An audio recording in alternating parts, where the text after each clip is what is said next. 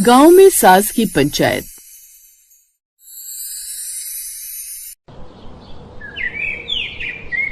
सरिता देवी बहुत ही समझदार थीं और गांव में बड़े बड़े लोग उनसे सलाह मशवरा लेने के लिए आया करते थे। सरिता का पूरा दिन दूसरों की समस्याएं सुलझाने में बीत जाता था, लेकिन उनकी इस मशहूरी का सारा भार उनकी बहू कीर्ति पर था, जिसका सारा समय आने वाले लोगों की खातिरदारी में ही निकल जाया करता था। ऐसे ही आज के दिन भी गांव का मोहन नाम का एक किसान सरिता के पास सलाह लेने के लिए आता है। अरे सरिता बहन, तुम मेरी कुछ मदद करो, मुझे कुछ भी समझ में नहीं आ रहा। मेरा बेटा तो मेरी कुछ मदद करवा कर राजी ही नहीं है, बस जब देखो अपनी ही खुशी में डूबा रहता है। मैं तो उसे समझा समझा कर थक गया हूँ। मोहन भाई, तुम्हारा बेटा अभी 16 साल का है, अभी उसे अपनी मर्जी कर लेने दो। यही तो उम्र है उसके खेलने कूदने की। धीरे धीरे वो अपने आप ही समझदार हो जाएगा। जब तुम उसके समय के थे तो तुम भी तो ऐसे ही थे। हाँ बहन, आपकी बात तो ठीक है। चलिए अब मैं चलता हूँ, माफ करना आपको परेशान किया। अरे ऐसे कैसे? घर आया मेहमान तो भगवान का रूप होता है, आप ऐसे नहीं जा सकते। अरे कीर्ति बहू, जरा जल्दी से 2 कप चाय तो बना कर लेकर आओ। देख मोहन काका आए हैं। रसोई में कीर्ति, जिसने पहले से ही चाय चढ़ा दी थी, वो गुस्से में बड़बड़ाते हुए कहती है, मैं तो अपनी सास की पंचायत से परेशान हो गई हूँ, जो सारा दिन गांव में लगी रहती है। कभी कोई तो कभी कोई, हर रोज मेरी सास से सलाह लेने आ जाता है। मेरी सास भी अब लोगों को मशवरा देती है तो देती रहे, लेकिन बेकार में मुझे रसोई में क्यों लगा कर रखती है? मेरा तो अपना कोई वजूद ही नहीं बचा है। कीर्ति अब कर भी क्या सकती थी? वो चुपचाप 2 कप चाय बनाकर उन लोगों के लिए लेकर चली जाती है। ऐसे कुछ दिन बीते थे, तभी गांव की एक सीमा नाम की औरत सरिता के पास आती है और कहती है, अरे सरिता बहन, मैं तो अपनी बहू से बहुत परेशान हो गई हूँ। वो कहती है कि घर में चाय नहीं पीनी चाहिए, चाय पीने से सेहत खराब होती है, और तुम तो जानती हो कि हम गांव के लोगों को चाय पीने की कितनी बुरी आदत होती है। अब तुम ही बताओ कि मैं क्या करूं? बस इतनी सी बात बहन, एक चाय के लिए अपनी बहू से रिश्ता बिगाड़ने की क्या जरूरत है? तुझे जब भी चाय पीने का मन किया करे तू मेरे घर आ जाए कर। मेरी बहू तो एक आवाज पर ही चाय बना कर ले आती है। देख, अभी तुझे दिखाती हूँ। सरिता ने ये बोला और उसके बाद अपनी बहू को गर्व के साथ आवाज मारनी शुरू कर दी। वो सीमा को दिखाना चाहती थी कि उसकी बहू कितनी आज्ञाकारी है। बहू, तुझे दिख नहीं रहा कि सीमा काकी आई हुई है? हमारे लिए जल्दी से 2 कप बढ़िया सी चाय तो बना कर ले आ। कीर्ति ने तब तक चाय बनाकर हाथ में कप थाम लिए थे और वो अपने आप से कहती है, हाँ, मुझे तो पता ही है कि यहाँ गांव में सास की पंचायत होती रहती है और मुझे रसोई की जिम्मेदारी दी जाती। अच्छा है कि अभी तक ये सिलसिला सिर्फ चाय तक ही है। धीरे धीरे अगर ये खाने तक आ गया और माँ जी घर के मेहमानों को रोकने लग गई, तब मेरी क्या हालत हो जाएगी कि मैं सिर्फ चाय नाश्ता बनाने के लिए इस घर में आई हूँ। कीर्ति उन लोगों के लिए चाय लेकर चली जाती है, लेकिन रोज रोज के तमाशे से वो बहुत ज्यादा परेशान हो गई थी। अब वो अपने पति प्रकाश को आवाज लगाकर एक दिन कमरे में बुलाकर कहती है, प्रकाश, तुम्हें कुछ करना होगा। माँ जी जब देखो घर में किसी न किसी को बुला लेती हैं और हम सबको परेशानी होती है। मुझे ऐसा लगता है कि गांव में सास की लगने वाली ये पंचायत हमें बंद करवा देनी चाहिए। घर घर रहना चाहिए, कोर्ट कचहरी नहीं। कीर्ति, तुम जानती भी हो इस गांव में सब लोग माँ की कितनी इज्जत करते हैं। तुम्हें तो खुश होना चाहिए कि तुम्हारी सास का इतना नाम है इस गांव के अंदर, और तुम इसी बात से परेशान कैसे हो सकती हो? तुम्हारा क्या है? तुम तो रोज सुबह अपनी सरकारी नौकरी पर निकल जाते हो और शाम को आते हो। सारा दिन एक वेटर की तरह हाथ में ट्रे लेकर मैं घूमती रहती हूँ। तुम्हें पता है, रोज नकारात्मक बातें करने से हमारे घर में भी नेगेटिविटी आती है। और अगर माँ जी को इतना ही पंचायत करने का शौक है तो उन्हें किसी पेड़ के नीचे पंचायत करनी चाहिए ना। घर पर ये सब कुछ करने की क्या जरूरत है? आखिर मेरी प्राइवेसी का क्या? मैं अपनी माँ की बहुत इज्जत करता हूँ कीर्ति, और उनके खिलाफ कुछ भी नहीं सुन सकता। और तुमसे भी यही उम्मीद करूंगा कि तुम मेरी माँ की उतनी इज्जत करो जितनी की मैं करता हूँ। वो इस घर की बड़ी है और उनका फैसला अंतिम है। प्रकाश ये बोलकर चला जाता है और कीर्ति इन सब चीजों से बहुत ज्यादा परेशान हो जाती है और आखिर में वो खुद ही डिसाइड करती है कि अब वो धीरे धीरे कुछ ऐसे काम करेगी जिससे उसकी सास अपने घर में पंचायत करना बंद कर दे। जब घर में कुछ लोग फिर से सलाह लेने के लिए आए थे तो वो हाथों में चाय तो लेकर आती है, लेकिन वो काली चाय होती है। माँ जी माफ करना, दरअसल घर में जब देखो पंचायत होती रहती है। गांव में आपकी इस पंचायत से मैं खुद परेशान हो गई हूँ, इसलिए मैंने घर में दूध लाना ही बंद कर दिया है। अब आपको मेहमानों को काली चाय ही पिलानी पड़ेगी। सरिता ये बात सुनकर हैरान हो जाती है। उसने कभी नहीं सोचा था कि कीर्ति इस तरह का बर्ताव करेगी। मेहमानों के सामने सरिता को बहुत शर्मिंदगी महसूस हुई। सभी मेहमानों के जाने के बाद अब सरिता अपनी बहू से कहती है, बहू, अगर चाय के लिए दूध नहीं था तो नींबू पानी लेकर आ जाती, लेकिन तुझे इस तरह से मेरा अपमान करने की कोई जरूरत नहीं थी। तू जानती भी है अब ये लोग कितने लोगों को बताएंगे कि वो यहाँ से चाय की जगह काली चाय पीकर गए हैं। मेरे सालों की कमाई इज्जत मिट्टी में मिल गई। आपकी इसी इज्जत के चक्कर में क्या आप मेरी परेशानी को नहीं समझेंगी? मैं रोज रोज रसोई में ही लगी रहती हूँ। दोपहर के समय हर इंसान को थोड़ा सा आराम करने का समय मिलता है, लेकिन उस समय भी मैं आप ही के आगे पीछे लगी रहती हूँ। ये बिल्कुल भी अच्छी बात नहीं है। क्या आप चाहते हैं कि मैं बीमार पड़ जाऊं? अगर तू इन सब चीजों से इतनी ज्यादा परेशान है तो ठीक है, अब से मैं खुद ही जो भी मेहमान आएगा उसके लिए चाय नाश्ता बना दिया करूंगी, और तुझे ये भी दिखाऊंगी कि मैं सारा काम अकेले बहुत अच्छे से संभाल सकती हूँ। तू बस देखती जा, अब मुझे तेरी मदद की कोई जरूरत नहीं है। सरिता ये बोलती है और टेढ़ा मेढ़ा मुंह बनाकर वहां से चली जाती है। लेकिन कीर्ति ये बात अच्छे से जानती थी कि सरिता सारा काम और अपनी पंचायती एक साथ नहीं संभाल सकती थी। वो बस ये चाहती थी कि सरिता को एहसास हो कि कीर्ति को उसकी इस पंचायती से कितनी परेशानी हो रही है। अगले दिन सरिता जल्दी उठकर रसोई संभालने की कोशिश करती है। समय गुजरता है। ऐसे ही एक दिन जब उसके घर कुछ लोग सलाह मशवरा करने के लिए आते हैं। सरिता बहन यहाँ से गुजर रहा था तो सोचा आपसे बात करता चलो और साथ में बैठकर चाय भी पी लेंगे। अब सरिता फिर से रसोई में जाती है। बार बार चाय बनाने और बर्तन धोने से उसके पैरों में दर्द होने लगा था।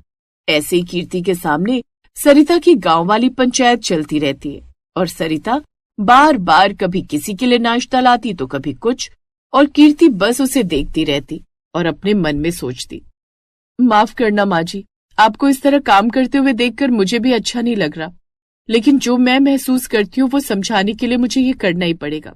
जब तक आप थकेंगी नहीं, आप मेरी मेहनत की कद्र नहीं करेंगी। अब सरिता ने एक दो दिन ही ये सब कुछ किया था कि वो बहुत ज्यादा थक गई और परेशान हो गई। और जब उसके घर वही औरत सीमा आती है जिसको उसने घर पर आकर बार बार चाय पीने की अनुमति दी थी, तो वो उस औरत से कहती है, देखो सीमा, मैं तुम्हें आज कोई चाय बनाकर नहीं पिलाने वाली हूँ। अरे अगर तुम्हारी बहू को नहीं पसंद है कि तुम्हारे घर में चाय बने तो चाय पीना छोड़ दो, या अपने लिए चाय तुम खुद बना लिया करो। हर चीज के लिए बहू को जिम्मेदार ठहराना जरूरी नहीं होता है। बहन, बहू भी तो इंसान है, कोई मशीन नहीं। अब तुम अपने घर जाओ। सीमा सरिता का बदला हुआ रूप देखकर हैरान रह गई और बिना कुछ कहे चली गई। सरिता को एहसास होता है कि वो सच में कीर्ति के साथ कितना गलत कर रही थी। वो कीर्ति के पास जाती है और उसका हाथ थाम लेती है। बहू, मुझे माफ कर दे, मैंने अपनी शान के चक्कर में तेरी सुख सुविधाओं को दांव पर लगा दिया था। आज मुझे समझ आया कि अकेले घर और बाहर का काम संभालना नामुमकिन है। सरिता देवी ने अपने गांव में चलने वाली पंचायत को अपने घर से हटाकर गांव के किसी पेड़ के नीचे शिफ्ट कर दिया। अब वहां पर उन्हें किसी का ज्यादा आदर सत्कार भी ना करना पड़ता और उनके घर वालों को भी उनके इस पंचायत से बिल्कुल भी परेशानी नहीं होती। अब घर में शांति थी और गांव वालों को उनकी सलाह भी मिल रही थी।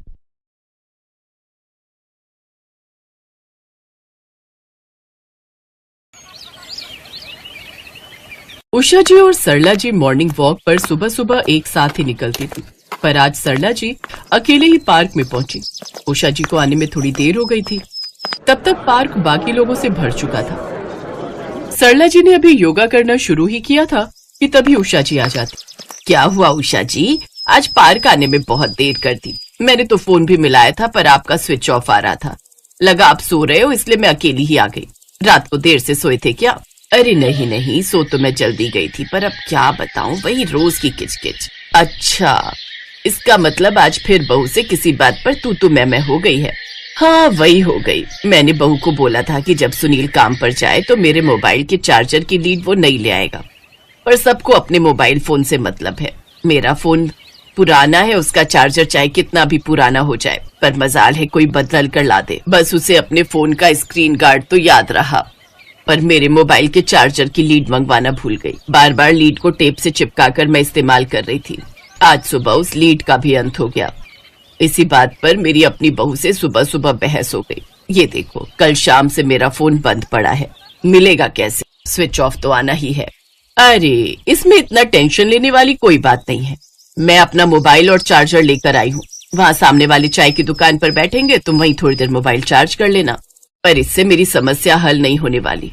और तुम बताओ कैसी हो? कल रात को खाना ठीक से खाया या नहीं? हाँ, खा लिया था, पर इनकी शुगर थोड़ी बढ़ी हुई थी, इस वजह से रात को अचानक डॉक्टर के पास ले गए। वही बहू बोलने लगी कि रात को नींद खराब कर दी हमने उनकी। खैर, डॉक्टर ने दवाई दी थी तो शुगर कंट्रोल हो गई थी। अब घर पर आराम कर रहे हैं। सोचा थोड़ी देर वॉक कर लूंगी तो मन ठीक हो जाएगा। सरला जी और उषा जी आपस में अपनी अपनी परेशानी एक दूसरे से बांट ही रही थी कि तभी वहां से श्रीमती टंडन रनिंग करती हुई निकलती है। श्रीमती टंडन बहुत खुशमिजाज रहने वाली महिला थी। उनके चेहरे को देखकर ऐसा लगता था कि मानो वो बहुत खुश रहती हैं और उनकी लाइफ में कोई प्रॉब्लम नहीं है। और ऐसा वहां पार्क में बहुत से लोग सोचा करते थे। और ऐसी ही सोच सरला जी और उषा जी की भी थी। Good morning Sarla ji. Good morning Usha ji. Good morning. Good morning. क्या बात है, आज तो बड़ा रूखा रूखा गुड मॉर्निंग किया है आप दोनों ने। सब ठीक तो है ना? हाँ, सब ठीक है, बस ऐसे ही बातें कर रहे थे। ओह, अच्छा, चलो मैं वहां जॉगिंग करती हूँ, आप दोनों भी आ जाओ।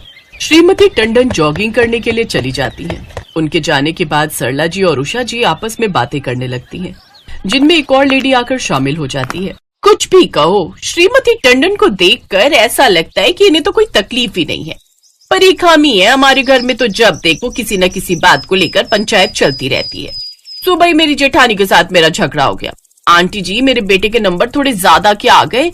मुझसे कहती है कि वो घर का काम नहीं करेगी। उसका बेटा पढ़ता नहीं है क्योंकि वो घर के कामों में लगी रहती है। अरे अब कोई उसे समझाए कि घर के काम तो मैं भी करती हूँ। मेरा बेटा तो फिर भी अच्छे नंबर लेकर आया है। ये सब बहाना है घर के कामों से जी चुराने का। मैंने भी फैसला कर लिया है कि अब हम दोनों देवरानी जेठानी अलग हो जाएंगे और सुकून की जिंदगी जिएंगे। हाँ, और क्या, सही है। जब आपस में नहीं बन रही तो अलग हो जाओ। श्रीमती टंडन, सच में मुझे भी उनको देखकर कुछ ऐसा ही लगता है कि वो सचमुच बहुत बढ़िया जिंदगी जी रही हैं। प्रॉब्लम तो मुझे नहीं लगता कि उनकी लाइफ में कहीं से कहीं तक होगी। हाँ, सच में हम तो इतनी उम्र हो गई। बेटा, इस उम्र में भी परेशानियां, झगड़ा, रोज के कलेश हमारा पीछा नहीं छोड़ते। तुम्हारी जितनी ही उम्र की मेरी बहू है, और देख लो कितना लड़ती है मुझसे। सरला जी को ही ले लो, उनकी बहू कौन सा इनको छोड़ती है। कल रात को बता रही है कि कितनी लड़ाई की। और हम दोनों देवरानी जेठानी शहर में, बड़ों का बीच में होना बहुत जरूरी है। खैर, अब तो हमने फैसला कर लिया है, वो गांव से आए ना आए, हम दोनों देवरानी जेठानी अलग होकर रहेंगे। अच्छा आंटी जी, मैं चलती हूँ। मेरे पति ने ऑफिस जाना है, मुझे उनका नाश्ता रेडी करना है। बच्चों को स्कूल से छोड़कर सीधा यहाँ पार्क में आ गई थी। हाँ, हम भी बस जा ही रहे हैं।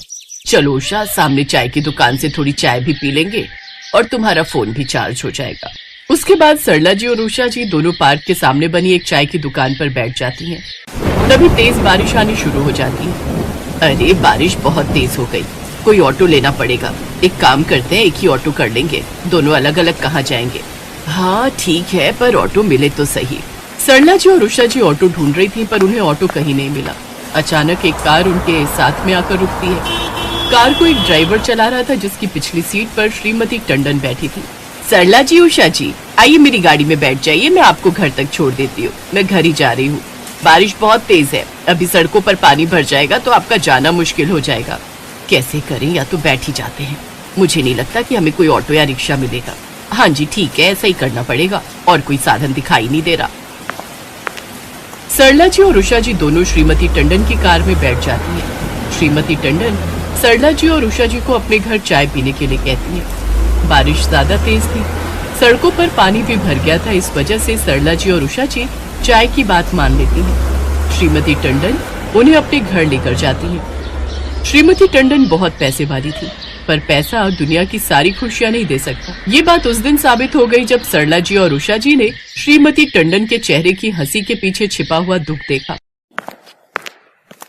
मम्मी, कितनी देर से आपका फोन मिला रहा था, आप कहाँ रह गए थे? एक तो आप सुबह सुबह आज मेरी कार ले गए, हमेशा रिक्शा से जाते हो ना, फिर आज मेरी कार क्यों लेकर गए थे?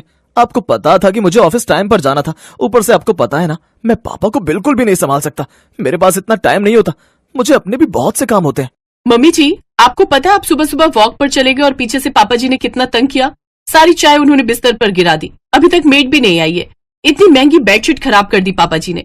सॉरी बेटा, आज के बाद मैं कार नहीं ले जाऊंगी। बाकी टेंशन मत लो, मैं अभी देखती हूँ। आज मेरे साथ 2 मेहमान आई हैं, थोड़ा धीरे बोलो वरना वो सब सुन लेंगी। सरला जी और उषा जी श्रीमती टंडन और उनके बहू बेटे की सारी बातें सुन चुकी थी। श्रीमती टंडन एक व्हीलचेयर लेकर एक छोटे से कमरे में जाती हैं। सरला जी और उषा जी श्रीमती टंडन के पीछे पीछे उसी कमरे में पहुंच जाती हैं। ये मेरे पति हैं, मिस्टर टंडन। कुछ साल पहले एक एक्सीडेंट में इनकी दोनों टांगें खराब हो गई थी। तब से ये चल फिर नहीं पाते। डॉक्टर का कहना है कि उम्र के साथ साथ इनका शरीर बहुत कमजोर हो गया है, इसलिए ये कभी चल नहीं पाएंगे। उमा, तुम फिर अपनी आंखों में आंसू लाई। मेरी उमा हमेशा हंसती हुई अच्छी लगती है। सॉरी उमा, हाथ से चाय का प्याला फिसल गया, बिस्तर पर सारी चाय गिर गई। कोई बात नहीं। देखिए, ये मेरी सहेलियां हैं। मैं जब मॉर्निंग वॉक के लिए जाती हूँ ये दोनों वहीं मेरे साथ होती हैं। ये है सरला जी और ये है उषा जी। मैं हम सबके लिए चाय बनाकर लाती हूँ, उसके बाद मैं आपको बाहर वॉक पर ले जाऊंगी। उस दिन सरला जी और उषा जी को एहसास हुआ कि हर हंसते हुए चेहरे के पीछे क्या दुख छिपा है ये कोई नहीं पहचान सकता, पर हर हाल में खुश रहना संभव हो सकता है।